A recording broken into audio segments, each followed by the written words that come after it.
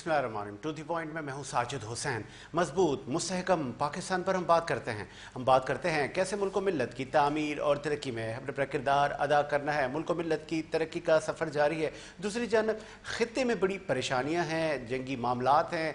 सफारतकारी के अमल को बढ़ाया जाए। न सिर्फ पाकिस्तान, अलबत्ता चीन रूस का भी यही शायद रवैया है।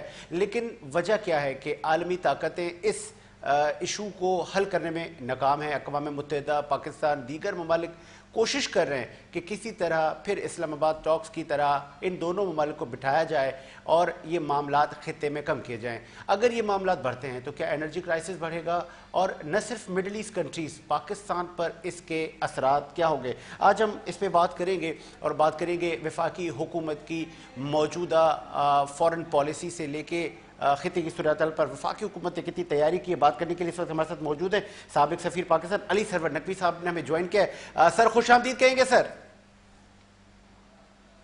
अली सरवर साहब, क्या आप सुन सकते हैं? जी आ रही है आवाज। बहुत शुक्रिया अली सरवर साहब। इसके साथ साथ lieutenant general retired Naeem Khalid Lodhi साहब, आपको भी हम खुश आमदीद कहेंगे। क्या आपको भी हमारा सलाम पहुंचा? जी अस्सलाम वालेकुम। वालेकुम अस्सलाम सर, बहुत शुक्रिया लेफ्टिनेंट जनरल साहब। मैं जरा पहले अली सरवर नकवी साहब के पास हूं। अली सरवर साहब, चूंकि आप साबिक सफीर हैं और सफारती इकदामात को आगे बढ़ाने के लिए जिद्दोजहद की जा रही है, सर जोड़कर बैठा जा रहा है, लेकिन वजह क्या है कि ना अमेरिका रुकने को तैयार है, ना ईरान रुकने को तैयार है। इसका एंड क्या होगा सर? देखिए, सालिसी जो होती है जी जी। और सिफारती नुक्ता नजर से, पहले तो मैं जनरल लोधी को मैं सलाम करूंगा, पेश करूंगा, क्योंकि बहुत दिन बाद मैं उनको देख रहा हूँ। हाँ। बहुत शुक्रिया, थैंक यू यार साहब। जनाब, सिफारती जो अमल है और सिफारती कोशिशें होती हैं, वो जो फरीक हैं पहले उनको तैयार होना होता है कि वो जंगबंदी करेंगे, लड़ाई रोकेंगे या नहीं। पाकिस्तान ने अपना रोल बहुत जबरदस्त तरीके से अदा किया। पाकिस्तान ने 7 अप्रैल को, जबकि ईरान पे, तेहरान पे, मशहद पे, किरमान पे, इस्फहान पे बमबारी हो रही थी उस वक्त, और ईरान की तरफ से मिसाइल चल रहे थे, उस वक्त पाकिस्तान ने जंगबंदी कराई अमेरिका और ईरान की। तो वो बहुत बड़ा काम था। फिर 10 और 11 अप्रैल को, उसके चंद रोज के बाद, पाकिस्तान ने इस्लामाबाद में दोनों फरीक को बिठाया और 20 घंटे की गुफ्तगू हुई।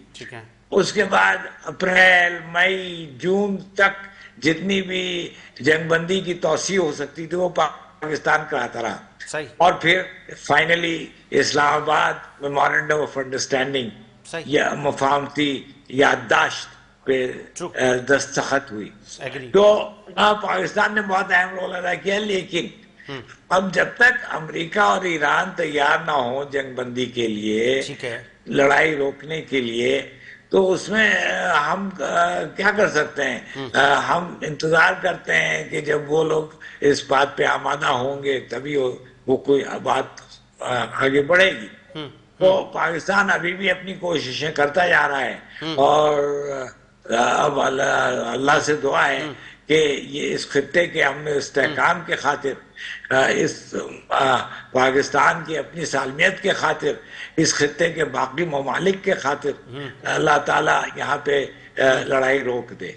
अच्छा, तो यही अच्छा सर अली सरवर साहब, ये भी बताइएगा, जिस तरह आपने खुद कहा कि जब तक बोथ साइड मुतमईन ना हो या वो सॉफ्ट कॉर्नर ना दिखाएं तो दीगर ममालिक इंटरफेयर कैसे करें। लेकिन एक ताल्लुकात होते हैं, फिर दूसरी जानिब एक टर्म यूज की जाती है ना कि ताकतवर मुल्क अपने छोटे मुल्क को कह सकता है कि बस भाई बहुत हो गया।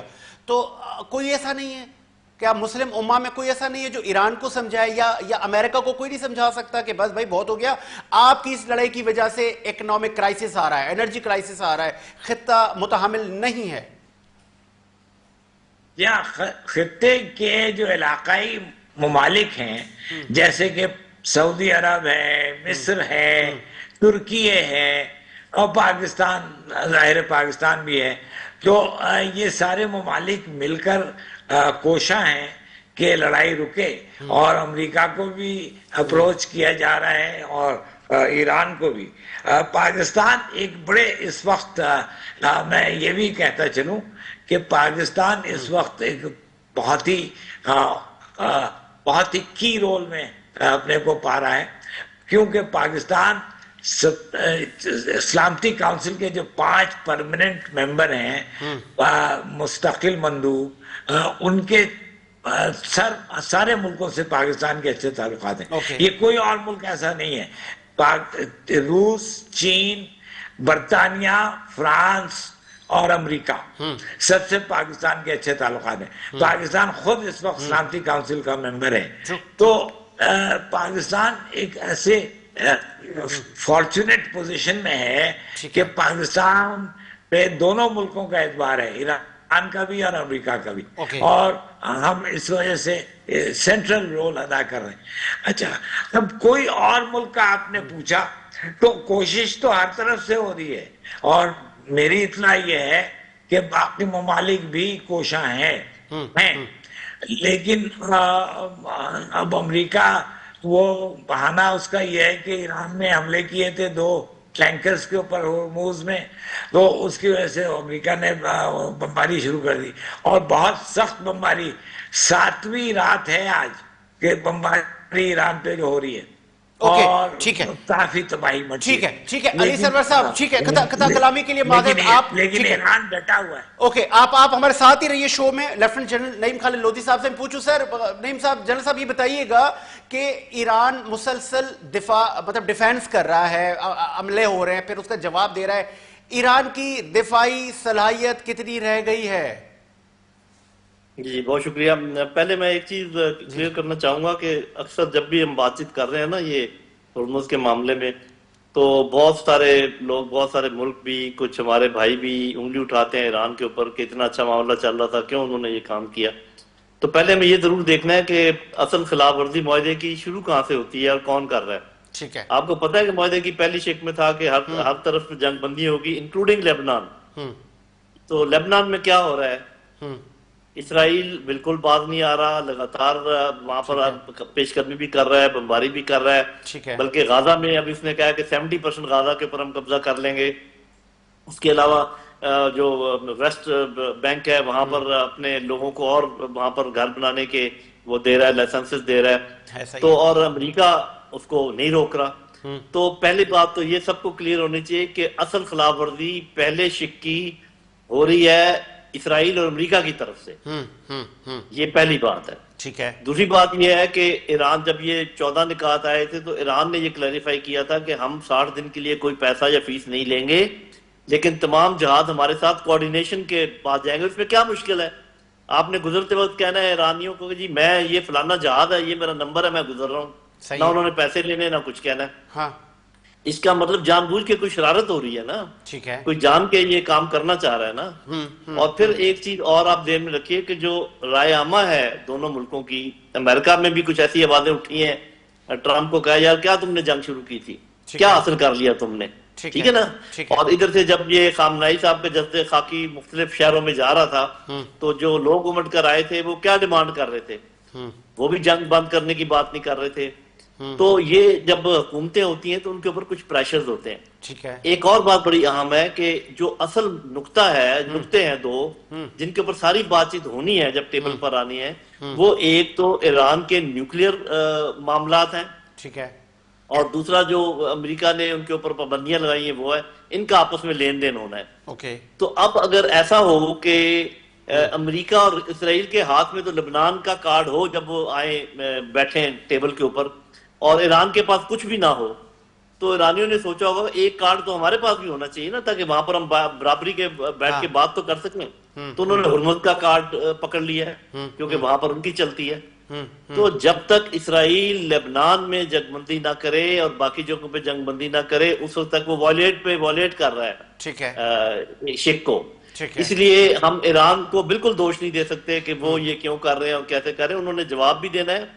और दूसरा ये कि जो उनकी अंडरस्टैंडिंग थी कि जहाज हमारे साथ कोऑर्डिनेट करेंगे, वो करना भी जरूरी, कोई बड़ी बात नहीं है। तो लगता ऐसे है कि ये जो जंग का नतीजा नहीं निकल पाया, और बहुत से, और आप देखें इतनी बड़ी ताकत अमेरिका ठीक और है। साथ वो बेशक इसराइल छोटा है लेकिन ताकत वो भी बहुत बड़ी है। ओके। वो मिलकर पूरा जोर लगा के एक ऐसे मुल्क के खिलाफ जिनके पास ना एयरफोर्स है, ना नेवी है, हाँ। ना कोई और मुकाबला करने की सकत है सिवाय मिसाइलों के और ड्रोन्स के, उसके वो घुटने नहीं टिकवा सके और वो जो कहते थे हथियार डाल दें दूर की बात है, रजीम चेंज कर लें, तो वो कहते होंगे यार थोड़ा सा और ट्राई कर लें। लेकिन मेरे अपनी असेसमेंट में उनकी बेइज्जती बढ़ती चली जाएगी जितना टाइम गुजरता चला जाएगा। तो बेसिकली मेरे भाई, मेरे ख्याल में ये एक तो अपने इंटरनल पॉलिटिकल मामला के तहत ये काम हो रहा है, और दूसरा ये कि जो टेबल टॉक्स होनी है उसके ऊपर बराबरी का मुकाम पैदा करने के लिए ये बातें हो रही हैं। अल्लाह करे कि जैसे नकवी साहब दुआ कर रहे थे, मैं आमीन कहता हूँ उनकी दुआ में, कि किसी तरीके से ये इनकी समझ में आ जाए। जब आप पाकिस्तान के मुतालिक सवाल करेंगे तो फिर मैं अलग से जवाब दूंगा जी। अच्छा जनरल साहब, मुझे ये भी बताइएगा, चूंकि इस वक्त जो दिफाई मामलात हैं, अमेरिकन के जो रिफ्यूलिंग तैयार हैं वो मूव कर रहे हैं, शिफ्ट कर रहे हैं, और जहां जहां पे भी अमेरिकन एयर बेसिस हैं वहां पर ईरान हमले किए जा रहा है। आपको लगता है कि अमेरिका का ज्यादा लॉस हो रहा है, ईरान पर भी मुतादिद ताबड़तोड़ हमले किए जा रहे हैं, उनके ब्रिजेस को मिसमार किया जा रहा है, ये इसका एंड रिजल्ट आपको नियरेस्ट नजर आ रहा है? और दूसरा मेरा आपसे ये सवाल है कि अगर ये मामला बढ़ता है तो पाकिस्तान की तिजारत बरामदात कहां खड़ी है? ये पहली बात तो ये है कि वो जो आपने पहले भी कहा था कि कितनी सख्त है ईरान में मिलिटरीली इस चीज को बर्दाश्त करने की, तो वो तो पहले भी हमारे अंदाजे गलत साबित हुए, और अब भी मैं कोई अंदाजा लगाने को इसलिए तैयार नहीं हूं कि जब इतने बड़े बड़े अंदाजे इतने बड़े बड़े लोगों के गलत साबित हुए, कुछ लोगों का ख्याल था 4 दिन, कुछ लोगों का ख्याल था 4 हफ्ते, फिर वो 4 महीने से भी बात आगे निकल गई। और दूसरी बात, अमेरिका जिस चीज का अंदाजा नहीं लगा रहा वो ये है कि जो अहले ईरान है उनका जो सब्र और इस्तकामत है, उसका जो वॉल्यूम है, उसकी जो लेवल है, अच्छा, उसका उनको अंदाजा नहीं है। ठीक है। और ये मैं आपको एक बात बताऊं, इस जंग का एक बहुत बड़ा फायदा ये भी हुआ है कि अहले सुन्नत और अहले तशी एक दूसरे के करीब आए हैं। अच्छा, इसलिए ये मैं बात कर रहा हूं कि बहुत सारे अहले सुन्नत के उलमा ने ये बात कही है कि ये बात मानना पड़ेगी कि जिस तरीके से अहले तशी खड़े हुए हैं मुकाबला करने के लिए इसराइल का, किसी और मुल्क की इतनी हिम्मत नहीं पड़ी है। तो वो हर वो चीज जो ये चाह रहे थे, अभी उनका ये पूरी कोशिश ये है कि ये जब हमले हों इनके बेसिस के ऊपर तो वो कुछ फॉल्स फ्लैग भी करें और मजबूर करें कि सऊदी अरब भी इस जंग में कूद जाए, कतर भी इस जंग में कूद जाए। तो उन्होंने तो साफ इनकार कर दिया, वो कह रहे हैं हमें पता है कि ये सारा मामला क्या हो रहा है। तो वो मेरा ख्याल है कि इनकी तमाम तजवीजें नाकाम हो रही हैं और उसी नाकामी को छुपाने के लिए सब कुछ कर रहे हैं। आप जो बात कर रहे हैं ना कि पाकिस्तान की तजारत को छोड़ो भाई, ठीक है, पाकिस्तान की और एक बहुत बड़ी साख दाव पे लगी हुई है। पाकिस्तान ने जो कुछ किया है इसमें कोई शक नहीं कि वो बहुत काबिल इस्ताइश है, लेकिन अब जिस तरीके से पाकिस्तान को घसीटने की कोशिश की जा रही है कि उसके साथ दिफाई मुआहदा कर लो, उसके साथ दिफाई मुआहदा कर लो, ये टाइम है कि पाकिस्तान को बहुत अकल और फरासत से काम लेना पड़ेगा और बस मीडिएशन और फैसिलिटेशन के अलावा और कोई काम ना करे, पीछे हट के रहे, ठीक है, आग से अपने दामन को बचा के रखे। चले मैं अभी आता हूं अली सरवर साहब के पास। अली सरवर साहब, जैसे मुआहदों की बात की जनरल साहब ने, एक मुआहदा हमारा सऊदी अरब के साथ भी है, और उस मुआहदे की जो बिल्कुल वो अहम शिक है वो ये है कि सऊदी अरब पर हमला मतलब पाकिस्तान पर हमला तस्वर किया जाएगा। और रिसेंट इतलात ये है, हमारे ज़राए बता रहे हैं कि सऊदीया के किसी एयरबेस पे फिर हमला हो गया है, और हुसी जो बागी है वो भी धमकियां दे रहे हैं सऊदी अरब को। तो पाकिस्तानी फोर्सेस भी तो वहां है ना, तो कहीं कोई अपसेट तो नहीं होगा?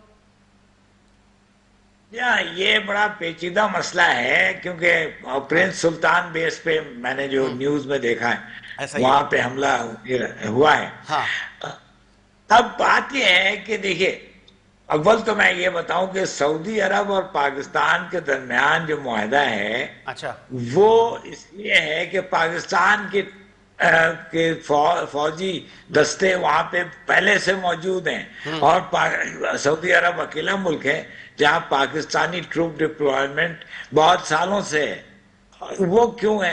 Protection of Holi places. ठीक है, सऊदी अरब एक अकेला मुल्क है जहां पे हमारे मुकद्दस जगहें वाक़ हैं। ऐसा ही है। तो क्या मदीना कहीं और तो नहीं है ना भाई? बिल्कुल ऐसा ही है। तो पाकिस्तान की ट्रूप्स वहां पे हैं होली प्लेसेस को प्रोटेक्ट करने के लिए।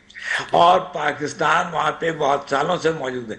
तो ये जो मुआहदा हुआ था, ये फॉर्मलाइजेशन ऑफ एग्जिस्टिंग सिचुएशन, यानी कि जो मौजूदा सूरत हाल थी, जिसका मतलब कि वहां पे फौज मौजूद थी, तो उसको एक तरह से रस्मी जामा पहनाया गया। अच्छा।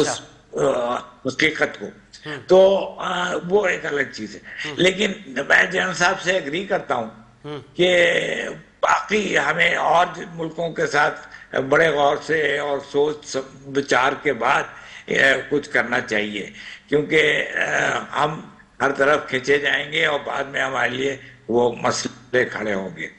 तो और मैं जनरल साहब से ये भी एग्री करता हूं कि यहाँ असल जो ट्रबल मेकर है, अच्छा। जो स्पॉइलर है, वो है इजराइल। ओके। और इजराइल को सिर्फ अमेरिका काबू कर सकता है। अगर कोई कर सकता है तो वो अच्छा। अमेरिका है।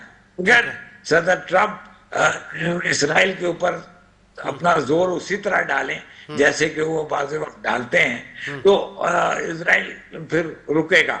लेबनान में जो हमले कर रहा है, वो अभी तक नहीं माना है कि वहां से वो अपनी फौज को वापस बुलाएगा। ये जब तक ये नहीं करता है, लेबनान की आजादी और खुद मुख्तारी का एहतराम नहीं करेगा, तो अमन कैसे आ सकता है। और ये जो इजराइल का एक है ना ऑब्जेक्टिव, बल्कि इसको कहते हैं ऑब्सेशन, कि हमास को तबाह करो, खत्म कर दो, डिसआर्म कर दो, हिजबुल्लाह को खत्म कर दो। ना हमास खत्म होगी ना हिजबुल्लाह खत्म होगी। ये दोनों तंजीमें ऐसी हैं जिनकी अवाम की हमायत है इनको, जो उनकी अपनी अपनी अवाम की हमायत है। तो इसलिए कोई बाहर की ताकत इन ऐसी तंजीमों को खत्म नहीं कर सकता है। ठीक है अली, ठीक है अली सरवर साहब, एक बड़ा इंपॉर्टेंट आपसे सवाल करने जा रहा हूं, चूंकि आप फॉर्मर सफीर भी रहे हैं। मौलाना फजल रहमान ने तनकीद की थी कि आपकी फॉरेन पॉलिसी की नाकामी है। अलबत्ता इतना बड़ा इस्लामाबाद टॉक हमने ऑर्गेनाइज किया, दुनिया ने अप्रिशिएट किया, फिर नाउ डेज पाकिस्तान की फॉरेन पॉलिसी को आप कैसा देखते हैं और कोई एडवाइस देना चाहेंगे अगर कहीं लैग कर रहे? फॉरेन पॉलिसी को मैं कैसे देखता हूं ये तो मैं आपको बता सकता हूं, लेकिन जहां तक मौलाना साहब का जिक्र है वो मैं इसमें नहीं पढ़ना चाहता, क्योंकि ये अंदरूनी मुल्क का मामला है। इसमें मैं इसमें ना एक्सपर्टीज रखता हूं और ना ही मैं इस पे कोई कमेंट करूंगा।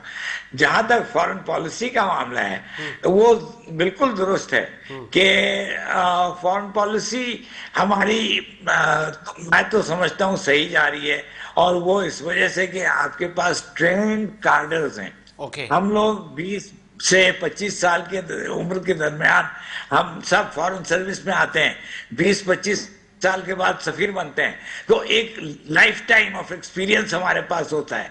तो वो अब इस वक्त हमें काम आ रहा है, हमारी डिप्लोमेसी कामयाब है, और चूंकि हमारी पोजीशन ऐसी अच्छी है कि हमें रोल भी दिया जा रहा है इस किस्म का, तो मैं समझता हूँ कि फॉरेन पॉलिसी तो बिल्कुल ठीक जा रही है। इसमें अलबत्ता उसमें एडजस्टमेंट्स होती रहनी चाहिए, और वो वक्त का तकाजा होता है।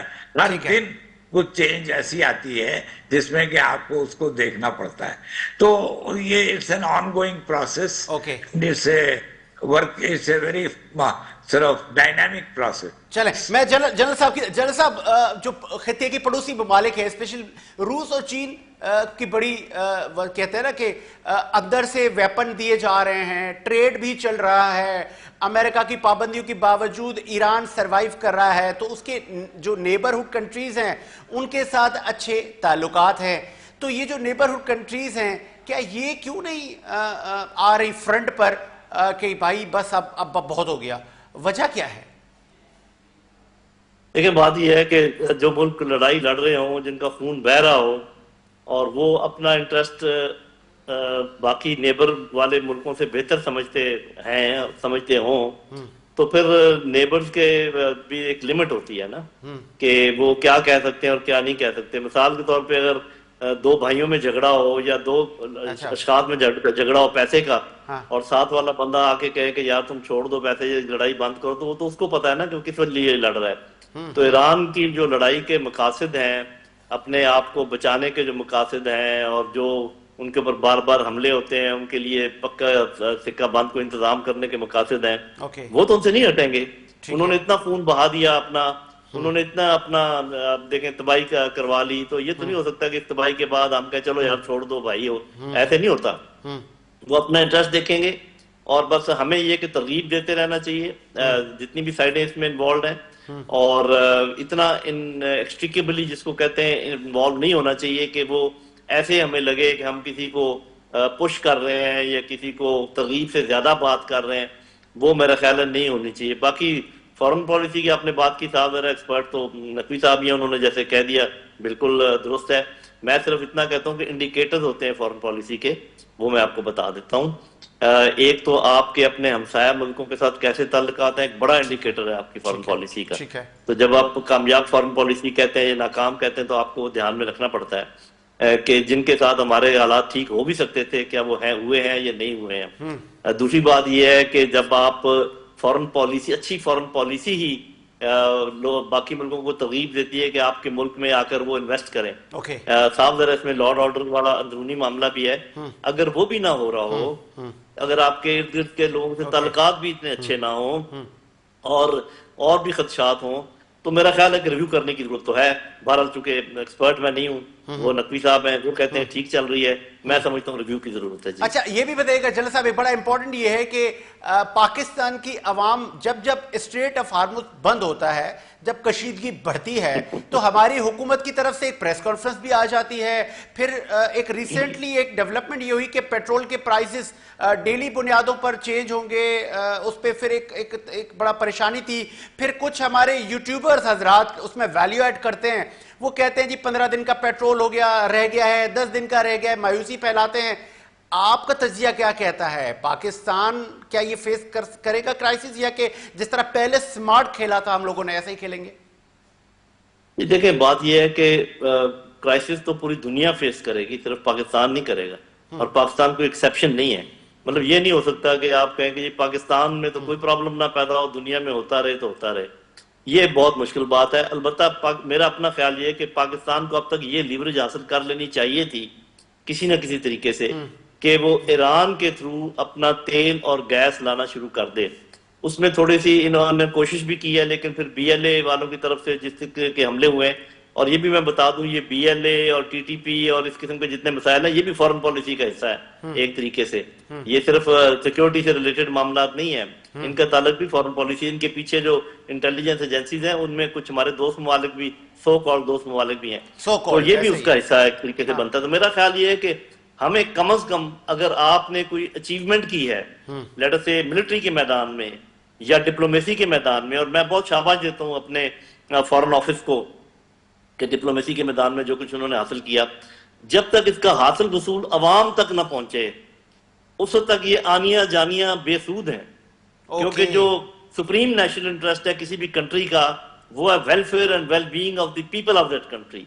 अगर उन तक बात नहीं पहुंची है और नहीं आप पहुंचा पा रहे, तो ये कुछ इंडिविजुअल्स की अगर वाह हो जाती है, तो उसका पाकिस्तान को कोई फायदा नहीं। ठीक है, ठीक है, बहुत शुक्रिया आप दोनों मेहमानों का, आपने अपना कीमती वक्त दिया। मुझे प्रोड्यूसर साहब वक्फे का कह रहे हैं, एक वक्फा लेते हैं, वक्फे के बाद हाजिर होते हैं।